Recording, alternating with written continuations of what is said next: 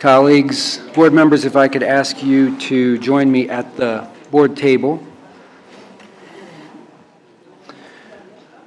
Board colleagues, if I could ask you to join me at the board table, please. And we have Mr. Ragland and Bishop Ware at the podium, as well as friends and family who are here to join us in welcoming Mr. Ragland. And so what I'd like to do is make certain that everyone is properly assembled, and then I'm going to come and join you at the podium in just a moment. And then we'll proceed with the swearing in as soon as I get there and everybody is where you want them to be, Mr. Ragland.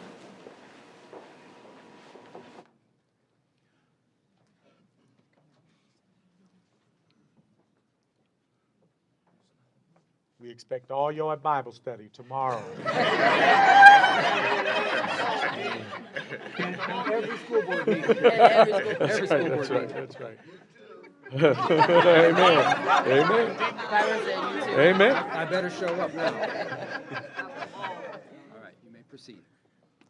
With your hand elevated, please recite, I, James Ragland, I, James Ragland, do solemnly swear do solemnly swear that I will that I will support support the Constitution the Constitution of the United States of the United States and the Constitution and the Constitution of the State of Ohio, of the State of Ohio, and that I will and that I will faithfully and impartially faithfully and impartially discharge my duties discharge my duties as a member of the Columbus Board of Education of the Columbus Board of Education to the best of my ability to the best of my ability and in accordance and in accordance with the laws with the laws now in effect now in effect and hereafter to be enacted. be enacted. Thank you, sir.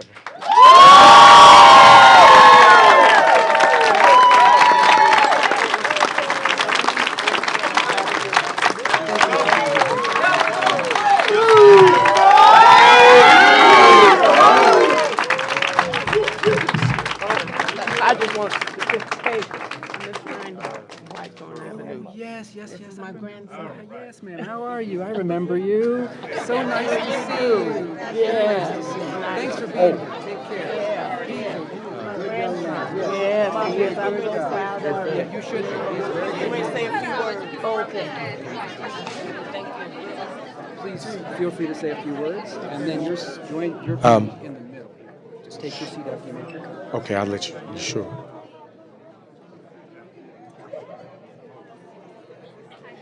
I think he wanted everybody to sit down.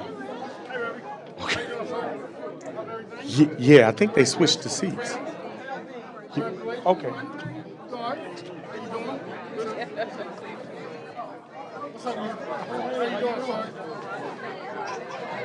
Hey, beautiful. How you doing? I missed Thanksgiving yesterday. I've been there Christmas. I had a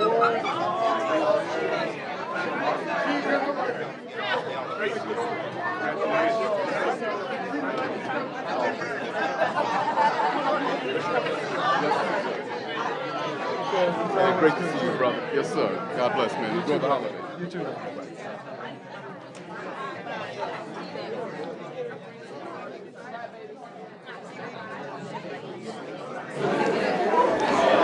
All right. I would like to thank you all for being here this evening to celebrate the swearing in of Board Member Ragland. And I would like to ask Mr. Ragland to take his seat at the table as soon as he's able.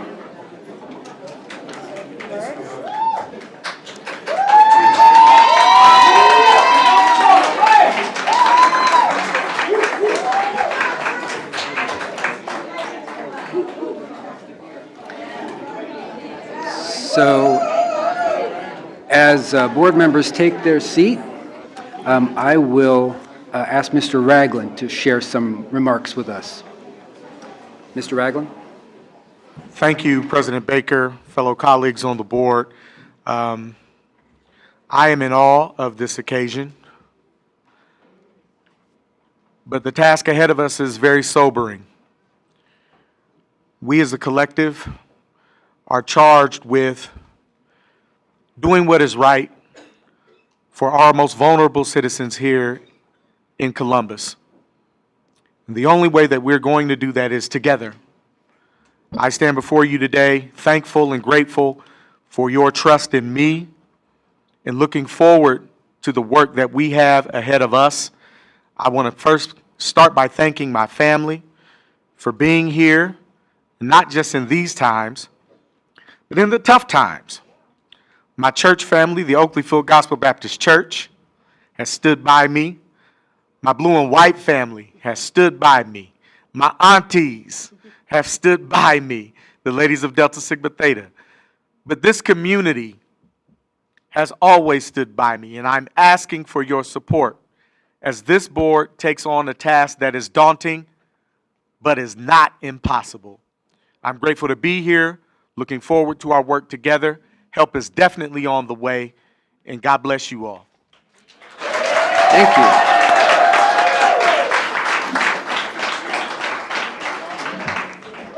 Thank you, Mr. Ragland, and welcome officially to the Columbus Board of Education. All right, and thank you to all of those of you who were here to celebrate with us. You may feel free to leave at this time, or you're perfectly welcome to stay and enjoy the entire meeting. All right, having said that, Mr. Treasurer, are you prepared to begin the meeting?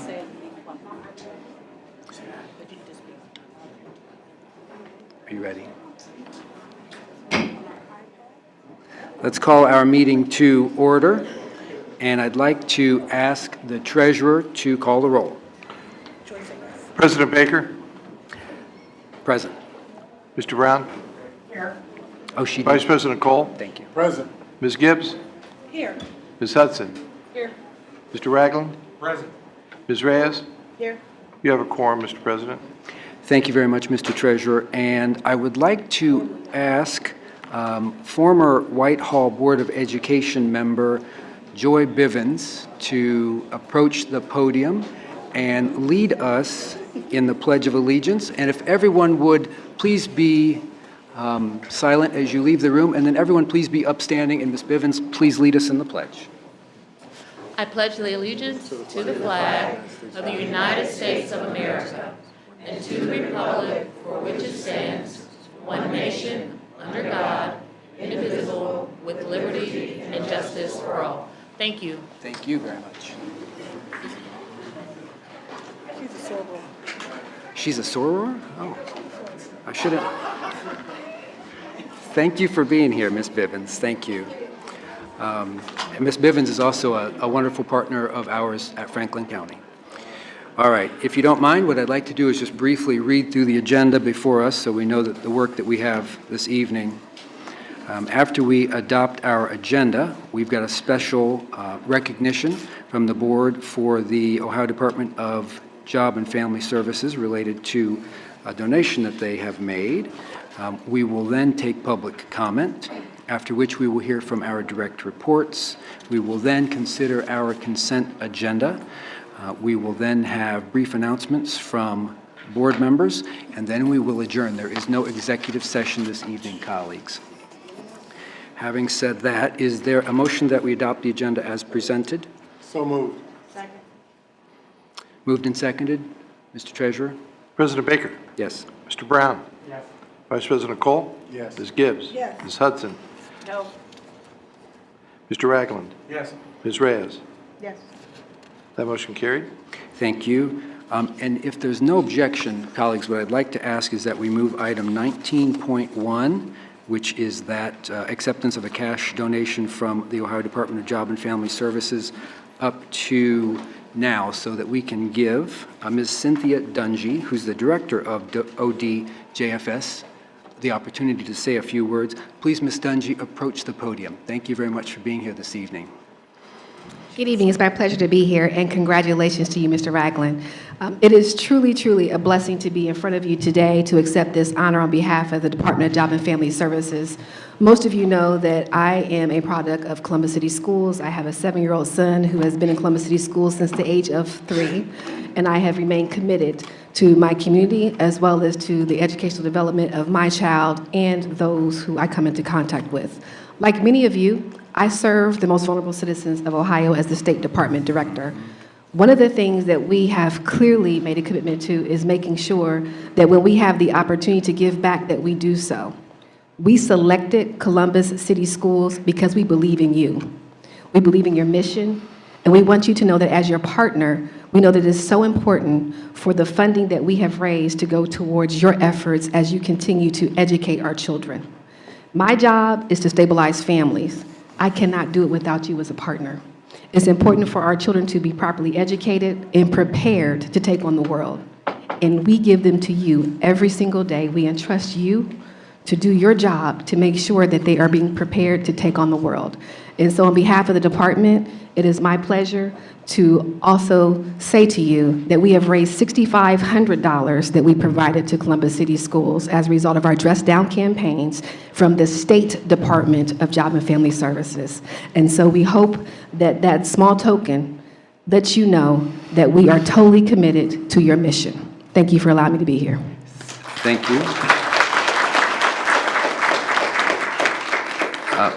And Ms. Dungy, I'll ask you to come back to the podium if you don't mind. I'd like to just say a few more words about the generosity of your agency. So the reason that Ms. Dungy is here this evening is because her agency did, during July and August, during their Dress Down days, collect almost $6,500 to donate to Columbus City Schools. So those employees had the opportunity to dress down a little bit and made contributions, and that money's coming to the district. And so what I'd like to do is present Ms. Dungy with the first medal of the Fall 2018 Honors and Recognitions. And that ceremony will actually be held on December 12th, as you all know, at 6 o'clock at East High School. So Ms. Dungy, what I'd like to do is ask you to come forward. We're all going to come around so we can take a photograph, and I'm going to present the medal to you. Thank you.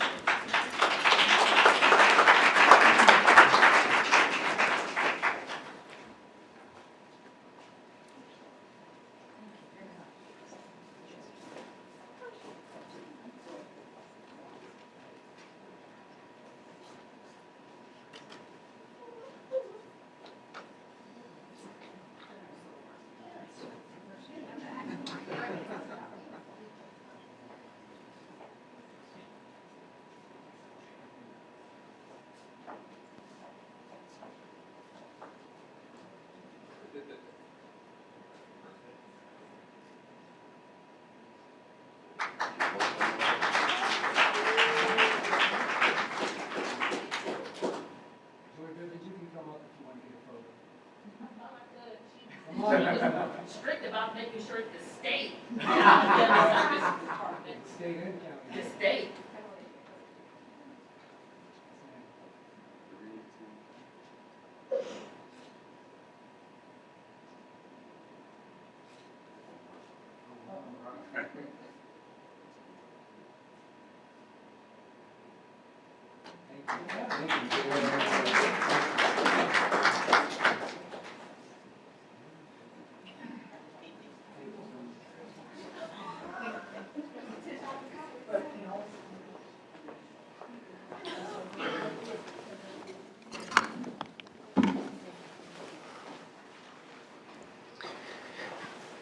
And thank you again, Director Dungy, for taking the time to be with us this evening.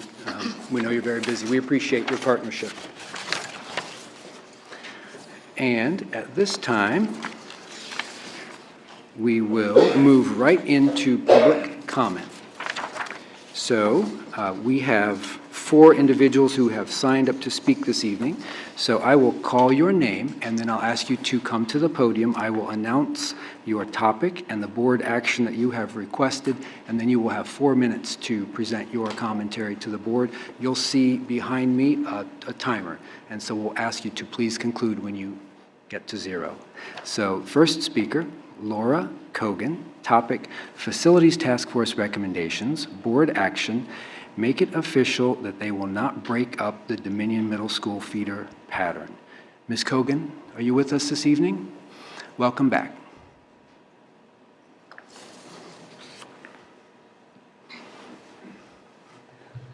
Good evening, President Baker, Vice President Cole, Treasurer Bohoric, Internal Auditor Smith, members of the board, and Interim Superintendent Dr. Stanford. Thank you for the opportunity to allow me to address you again. I would like to start off by introducing to the board Wineland Park's PTO President, Charlotte Miller. She's here with us today. If you could please stand. Thank you. On any given day, Ms. Miller can be found directing traffic, ensuring that our kiddos make it to school safely. She is still learning this process and is not yet ready to speak, but hopefully will soon. I also want to begin by addressing a question that was asked of me last time. Board Member Cole, you asked me about the fidelity of the immersion program under the proposed Dominion move to North High. Now that I have had some time to research this further, I have some thoughts. A survey was given to the immersion school families in 2016. Here are some insightful takeaways. 75% did not list North International as either the first or second choice for their child after finishing at their current school. 45% they plan to have their child attend a district lottery middle school instead of North International, and 76% said they were not satisfied with the grade band configuration at their current school.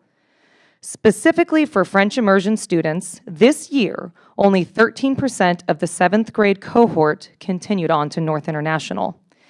I think this data suggests that the fidelity of the current program is actually compromised, and moving the middle school cohort to Dominion would strengthen the continuity of programming.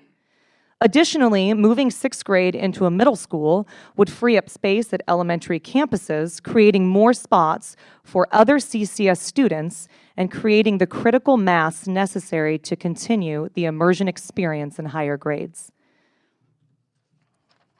The main reason why I'm here today is to bring to your attention the fact that there is still some rumblings from the community that suggest or support breaking up the Dominion feeder pattern as a solution to Dominion's overcrowding issue. An editorial in a Clintonville newspaper came out several days after the last school board meeting. It states, quote, "While Como and Wineland Park elementary schools also are now feeding students into Dominion, the middle school's current location is most convenient for most of its students and families. I am sure many Dominion students also appreciate the easy walk they have to their nearby Chipotle, Panera, Crimson Cup, Ritzy's, and the Fun and Game District," end quote. I find this argument to not only be absurd, especially when juxtaposed with the real threat of segregating schools, but also flippant when you consider how far Wineland Park families have to travel to get to Dominion. There are two ways to get to DMS from Wineland Park. One is through the heavily trafficked campus area. The other is to get on a freeway. Do you know how many miles the trek is for us? 5.8 to be exact. With our school being 80% disadvantaged, lack of reliable transportation can be a huge obstacle for many of our families to participate in school or extracurricular activities. The luxury of strolling to Chipotle after school events isn't even in the cards. The author continues, quote, "The easiest option to address overcrowding might be to tinker with the feeder schools," end quote. A few days later, a letter to the editor making a similar argument was featured in the Dispatch. The person states, quote, "The simple solution to the problem is to adjust the number of feeder schools by redrawing the boundary line," end quote. Thankfully, this still seems to be a small group, but not only is it concerning to me, it is offensive and makes our students and families feel unwelcome, especially when they entered uncharted territory many miles away from the comfort of their own neighborhood community. If this board decides against approving the task force's recommendation to relocate Dominion Middle School to the North High building, I request that the board issue an official statement that the Dominion feeder pattern will not be tampered with in any way. I worry that if you continue to remain silent, except for Ms. Gibbs, on this issue, those urging the breaking up of the feeder pattern will only feel more emboldened and continue to gather support in the community. Regardless of what you ultimately decide, these efforts will only spread division and conflict in the community. Thank you, Ms. Cogan. Are there questions from my colleagues, clarifying questions for Ms. Cogan? Seeing none, thank you very much for coming down this evening. Thank you. Our next speaker, Dr. Lauren Elliott Dorans. Topic, Dominion Middle School Board action requested, not changing the feeder pattern for Dominion Middle School and reconsider the task force recommendations regarding Columbus North International High School. Good evening. Welcome. Good evening, President Baker, Vice President Cole, Treasurer Bahorek, Internal Auditor Smith, members of the board, and Interim Superintendent Dr. Stanford.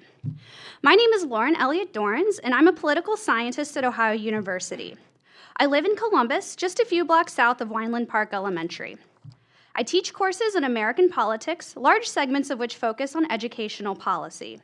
I also conduct research in teaching pedagogy. Prior to earning my PhD, I served for 2 years in the Teach for America Corps, where I taught in an elementary school on the west side of Chicago. As a teacher, I've seen firsthand the devastating consequences of de facto school segregation on student achievement. Altering the feeder pattern for Dominion Middle School would be disastrous, not only for the students of color who would be diverted to different schools, but for the predominantly white students who would remain at Dominion. I want to first begin by offering my sincere appreciation for the board's efforts to come up with solutions that best serve all of our students. The key issue at hand is overcrowding at Dominion. The Facilities Task Force recently issued a unanimous recommendation to move Dominion to the Old North High School building. Nonetheless, a small but vocal group of parents have advocated instead to solve this issue by altering which schools feed into Dominion. In particular, they have targeted the 3 predominantly non-white, low-income schools of Wineland Park, Como, and Salem. Like many districts, we have an opportunity gap between white and non-white students in our public schools, as evidenced by an F rating from the state of Ohio in gap closing. This is something that the board has rightfully taken steps to resolve. Removing these schools from the Dominion feeder pattern would be a giant step back. Scholarly research shows that students of color face a variety of disadvantages, including more absences due to the lack of quality health care, less access to stable housing, and less access to parents who feel comfortable enough in their own literacy to read to their children. This was something I saw in my own classroom when I taught in Chicago. The issue wasn't that parents were unwilling to read to their children, it was that they were terrified to do so out of concern that they would somehow do damage to what their child was learning in class. Studies show that when we concentrate disadvantaged students into the same schools, these disadvantages are significantly compounded, which drastically widens the opportunity gap. However, altering the feeder system would also rob the predominantly white students who remain of the many benefits associated with attending diverse schools. Research demonstrates that segregated schools are related to lower reading scores for both Black and white students. This is echoed by numerous other studies that demonstrate that informal interaction with dissimilar groups increases educational achievement. Scholarship has consistently found that more diverse educational settings are associated with more active thinking, greater motivation, a higher sense of cognitive reasoning, more positive racial attitudes toward minorities, and growth in both academic and intellectual skills for students of all backgrounds. As it stands, the school board has 3 options. The first is to do nothing and continue turning students away from their neighborhood school due to overcrowding. The second is to alter the feeder system to Dominion so a smaller pool of students is able to attend. The third is to follow the task force recommendation to move Dominion to the Old North High School. 2 of these options exacerbate the opportunity gap in our city. Only one option does not. The right thing to do, the just and the equitable thing to do for our students, is to follow the recommendation to move Dominion.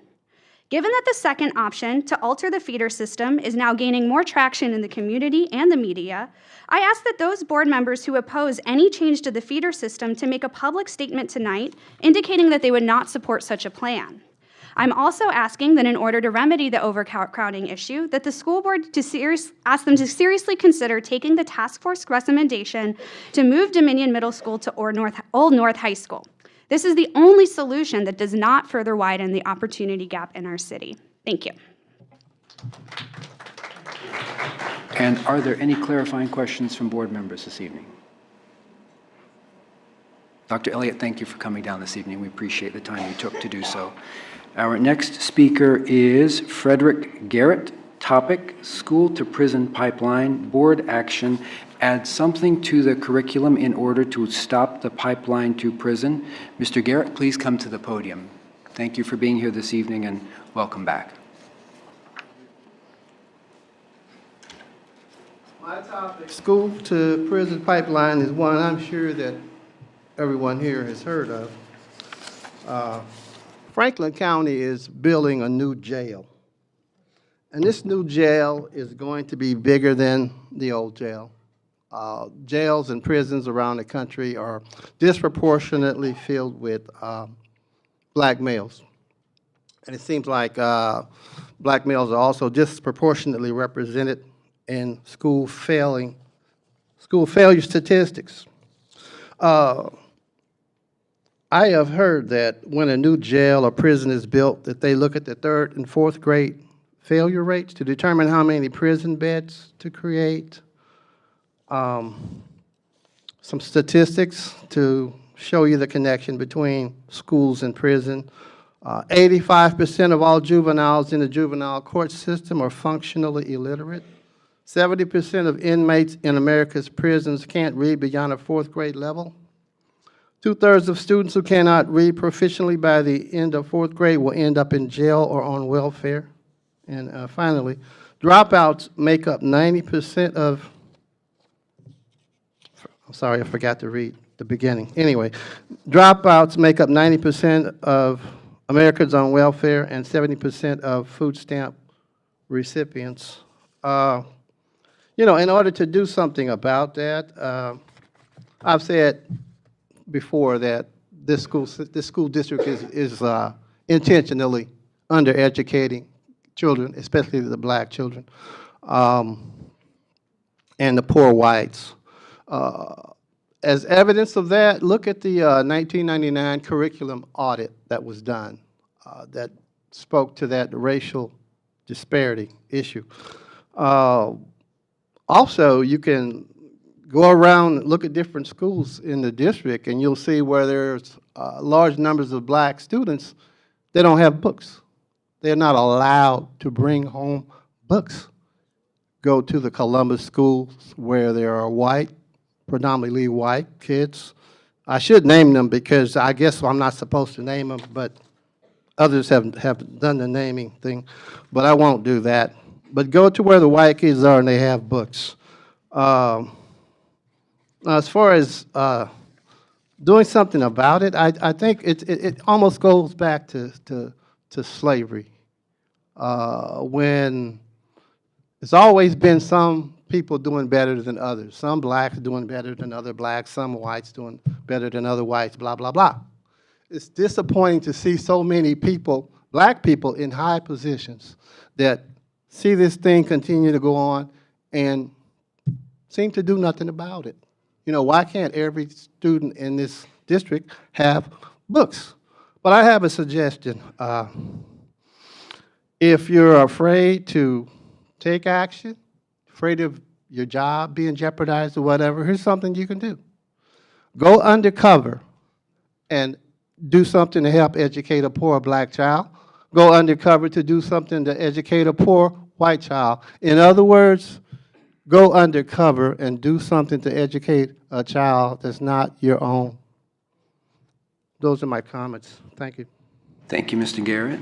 Are there any clarifying questions? And thank you very much. Thank you, Mr. Garrett. Thanks for taking the time to come down this evening. And our last speaker then is Megan McGonigal. Topic, Dominion Middle School, Board Action requested, make a definitive decision about moving Dominion to Columbus North International High School. Ms. McGonigal, are you with us this evening? Good evening. Welcome back. Good evening, President Baker, Vice President Cole, Treasurer Bohoric, Internal Auditor Smith, members of the board, and Interim Superintendent Dr. Stanford. I'm here tonight to express my support for the proposal to move Dominion to the North Building and also create an embedded language immersion school with Dominion. I'm also here to explain why a quick vote from this board is beneficial, recognizing that a work session to discuss this has been planned.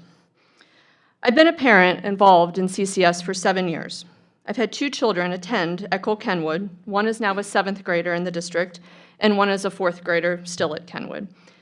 When it was time to consider middle school for my 7th grader, our options were International 7 to 12, Wedgwood Middle School on the west side, CGA, or trying to lottery into a middle school program. We went with CGA because it was the best fit for our daughter. International was her pathway school, and when it was a high school, it seemed to be an exciting and viable prospect for the future. I was less interested and excited about sending my then 11-year-old into a 7 to 12 building. We have a year and a half to figure out middle school for my 4th grader. His current options are Wedgwood, trying to lottery into a middle school, or staying at Kenwood for 6th grade in order to matriculate to International in 7th, an option we're still not interested in because of the grade band. At this point, we're also considering leaving the district and are researching voucher options, a choice I don't love. But the bottom line is you make the best choice for your children, as I know you know. Moving Dominion to North and creating an embedded immersion middle school would benefit my family, to be sure, but it would also benefit the district. Other parents have outlined to you the various ways that this move would alleviate the overcapacity problem at Dominion and keep the district from having to relocate Dominion students to Ridgeview. It would also create a traditional middle school for students attending language elementary schools. Moreover, as Laura commented earlier, this proposal would open up more classroom space at Kenwood and help us to meet the demand at the elementary level. We currently have 3 classrooms each of kindergarten and 1st grade. This year, we had to turn away about 15 families who didn't make it off the lottery to get in.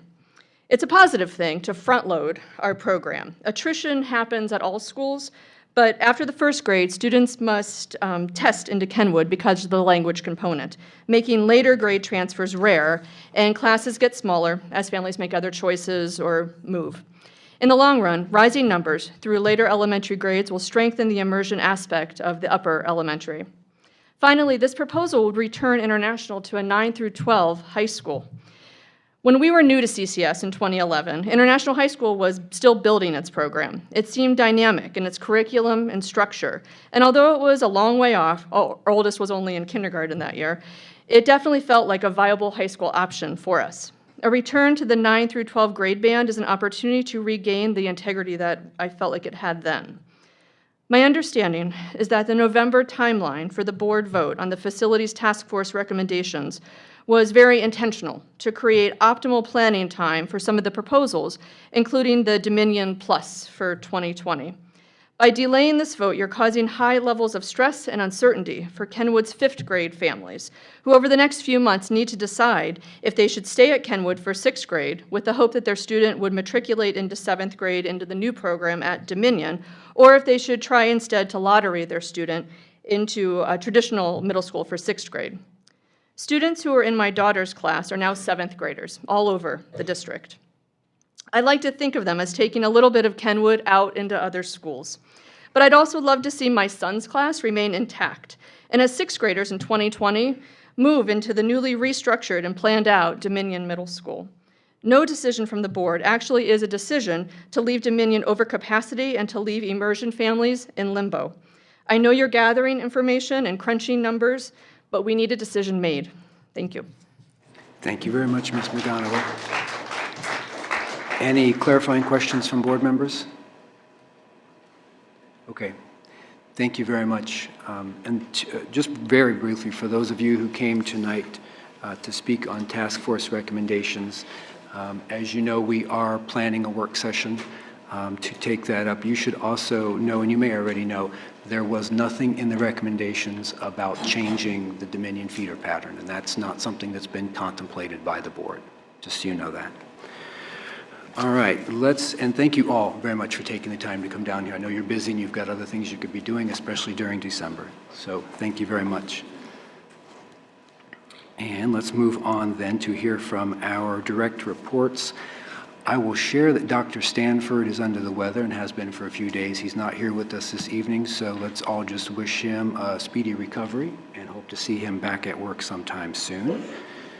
And so I don't think there's anything from the superintendent's office, no. All right, let's move on then to our internal auditor. Internal Auditor Smith, have you anything to share with the board this evening? Thank you, President Baker. I do not have a report this evening. Thank you, ma'am. All right, let's move on then to our treasurer. Mr. Treasurer? Thank you, President Baker. The only thing I have is an announcement that the Finance and Appropriations Committee will be meeting next week on Wednesday. I believe that's the 12th.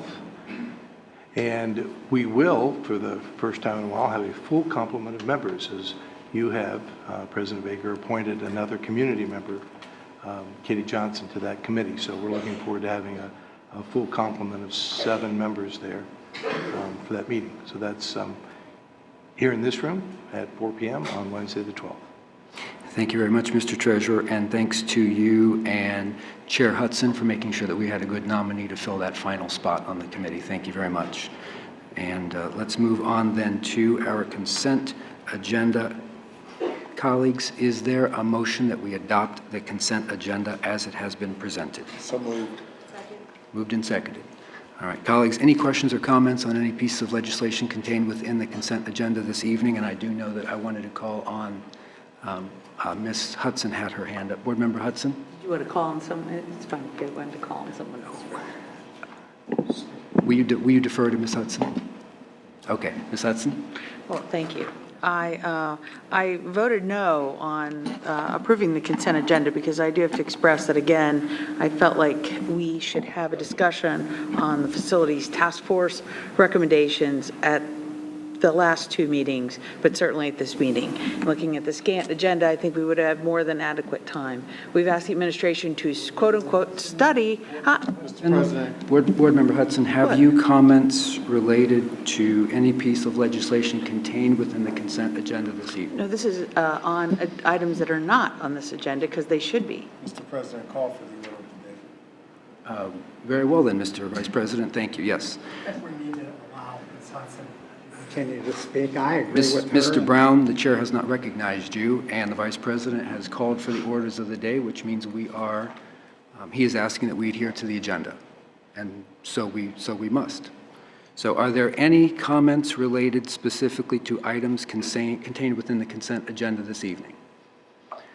All right, I do want to, Mr. Brown? Yes, and I do want to comment on the absence of our addressing the concerns of many of the folks here and the Facilities Task Force recommendations, either tonight or at the next meeting in December. Brown? I know we're going to address those things in January. Mr. Brown? At least I hope so. Mr. Brown, you're out of order. The sooner the better. You are out of order, sir. And actually, it isn't. Thank you very much.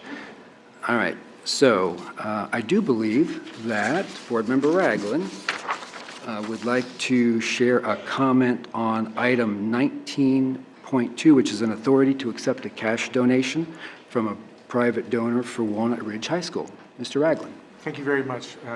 President Baker, Vice President Cole, colleagues, I'd like to draw your attention to item 19.2 on tonight's consent agenda, which is an appropriation of $2,000 to the Be the One program at Walnut Ridge High School. My son is a graduate of Columbus Walnut Ridge, a true Scot, and the young lady that leads this program at Walnut Ridge is Ms. Dawn Heidemann. I'd like, if she's still here, please, Ms. Dawn, if you could stand. Dawn is not only a true champion for young people within Columbus City Schools, she is also a terrific math teacher. My son is in college today because of the work that she did with him. This particular program that is receiving these funds today takes some of our most challenging young people within Walnut Ridge High School and at Lyndon McKinley STEM Academy, and really does a lot of, it's really yeoman's work in doing special projects with them. The project that I was most affiliated with took soaps, and they put messages on the back of these soaps and sent it down to the Super Bowl to help stem some human trafficking. Now, they've got huge projects that are coming up right now, but these funds that are being delivered to Walnut Ridge High School, to the Be the One program, are helping not just Columbus, but the greater community. And I wanted to make sure that Ms. Heidemann was properly recognized today. Thank you, President Baker. Thank you, Mr. Ragland. And I've had the opportunity to hear from Ms. Heidemann on the program as well a couple times, and I know that she does an outstanding job there for us at Walnut Ridge. Thank you very much for your continued service to the district and our students. Thank you.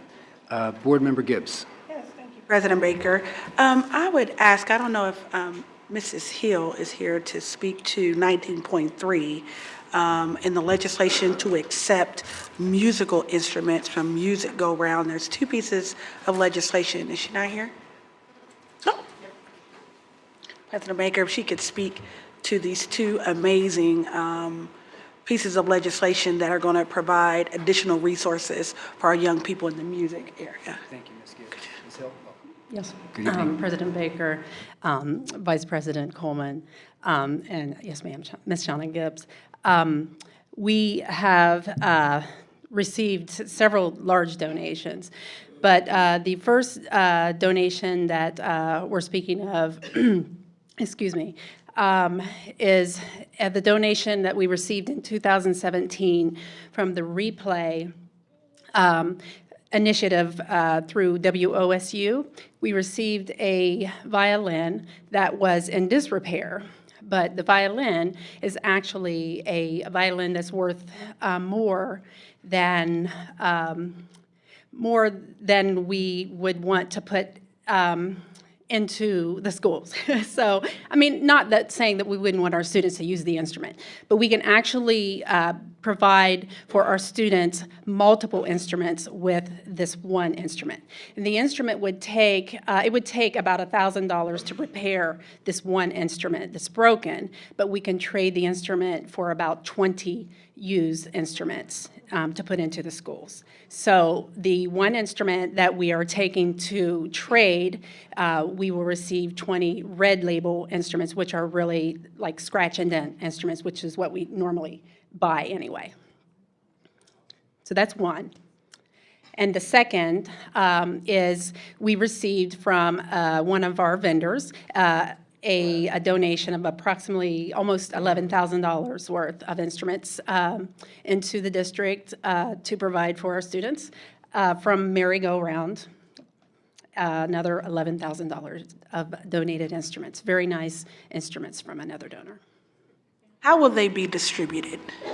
So we have, every year, at the end of each year, our band directors submit a list of needs for each program, but they also submit a list of needs for repairs in their programs. So at the same time that they submit a list of needs for the program and repairs, they submit what they would need for the program moving forward. So that's submitted now through a Google Doc. And they supply that to our office, and we go in and we try to make an equitable distribution of instruments throughout the district. Okay. Thank you very much. I just really want to thank both of those donors, and thank you for your continued work in our unified arts. Not only are we receiving 20 violins, we are getting alto saxophones, 6 Bundy alto saxophones, some flutes, a trumpet, clarinet, and just amazing, there's 30 in all instruments that we'll be getting from Merry Go Round. And so as we think about all of those halftime shows we'll be watching during football season, and people in the band, they have to learn music somewhere. And to learn music, you need an instrument in your hand. And so just really want to thank you for your work, for helping young people learn how to play music and to provide that well-rounded experience for our students. Thank you very much. Yes, ma'am.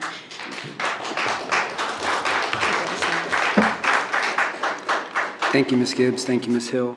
Any other comments or questions on legislation? All right. Hearing none, then, Mr. Treasurer, you prepared to call the roll on that? Mr. Brown? Yes. Vice President Cole? Yes. Ms. Gibbs? Yes. Ms. Hudson? Yes. Mr. Ragland? Yes. Ms. Reyes? Yes. President Baker? Yes. That motion carried. Thank you very much. Let's move into announcements. So I'd like to share one thing with everyone. The district has created a temporary email address for Dr. Dixon, so the community may share thoughts and ideas with her between now and her start date. The new email address will be sharewithdrdixon@columbus.k12.oh.us. So that's a way to reach the incoming superintendent immediately. Please share with family, friends, neighbors, anybody else who might like to reach out to Dr. Dixon. I know she's looking forward to hearing input from everyone. Now, colleagues, if any of you have any brief announcements or points of pride you might like to share, now's the time. Yes, Board Member Hudson. Yes, I would like to now state that I think we should be discussing the facilities task force recommendations. We had many people from the community put many hours into this task force recommendation, the recommendations.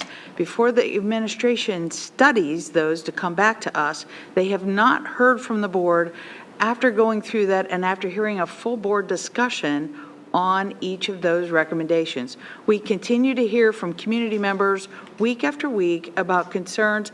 Now we have, and as the most recent questions come up on items that aren't even in the recommendations.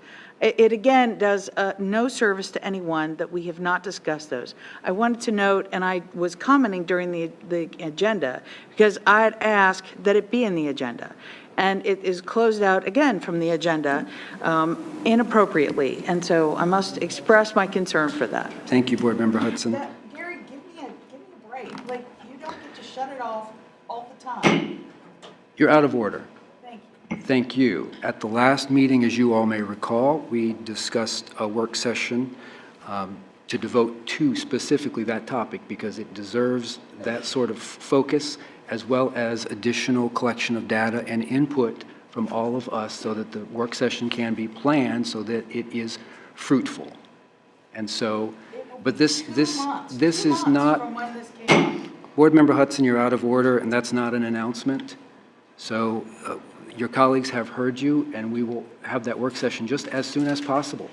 I agree, it's of the utmost importance. Any other announcements or points of pride, colleagues? Ms. Gibbs. Yes, ma'am. On Thursday, December 20th, the Columbus Alternative High School will celebrate its 40th year of excellence, leadership, achievement, and honor. It will be an evening of excellence gala held at Columbus Alternative High School, 2632 McGuffey Road. If you go on the website, you will see the tickets are $10, $5 for student performers. And on the 21st will be the annual I Know I Can Alumni Day. And they're looking for alumni from the classes of 2000 and beyond. So 2090s, 80s, 70s. I'm not going to tell you where I fall in that. But if you are interested, please come out and to do that. And my second announcement is, and this is for the viewing and the listening audience, I would just like to remind parents of two things. One, have a plan for snow days and inclement weather. Please plan for those unexpected days where something might freeze over and we might not call school. Now it's time to check up your babysitter plan. Please update your emergency cards. Please update all the things we need to contact you in case of an emergency. And second, when you see our school buses, please slow down. I cannot tell you that the fact that it's getting dark at 5 o'clock, and this is for adults and students alike, people cannot see you when you jaywalk. Please ask your children and ask your friends and family not to cross in the middle of a street. I was going down Livingston, and it's dark, and you have on a black jacket or a dark green jacket, it is very hard to see you. So I just really want to encourage our community to embrace pedestrian safety and bus safety, and to make sure our students are safe with those emergency plans so we can have everyone accounted for. Thank you, Board Member Gibbs. And I too look forward to the discussion on the facilities task ma'am. force, and I've responded to the questions. Thank you, ma'am. Mr. Brown. Yes. I just wanted to announce my agreement with Ms. Hudson, and at the risk of being out of order, we do have time tonight as well as on December 18th, I think is our next meeting, to spend some time. We've not even given our administration a list of what additional information we want Miss- for the next meeting. Colleagues, Had that opportunity. colleagues, I don't know when any of you thought. Mr. Colleagues, we shall have order. Thank you, Mr. Brown. Thank you. We have not talked about it as a board. Board Member Hudson, you're out of order. Well, thank you, Gary, you're out of order because you. Board Member you're Hudson, here to shut us down. Board Member Hudson, no, I am here to preside over the meeting. The board has consensus that we're going to have a work session, and so we shall, and that is 2 that. months after we had consensus, we would talk about it as a board. This is not a discussion. Any other announcements or points of pride? Colleagues? Motion to adjourn. That is in order, and there is a second. Second, Ms. Thank Hudson you. and Mr. Brown. Mr. Treasurer, please Vice call the roll. President Cole? Yes. Ms. Gibbs? Yes. Ms. Hudson? Yes. Mr. Ragland? Yes. Ms. Reyes? Yes. President Baker? Yes, And Mr. Brown? Yes. Motion carried. thank you. Colleagues, we stand adjourned.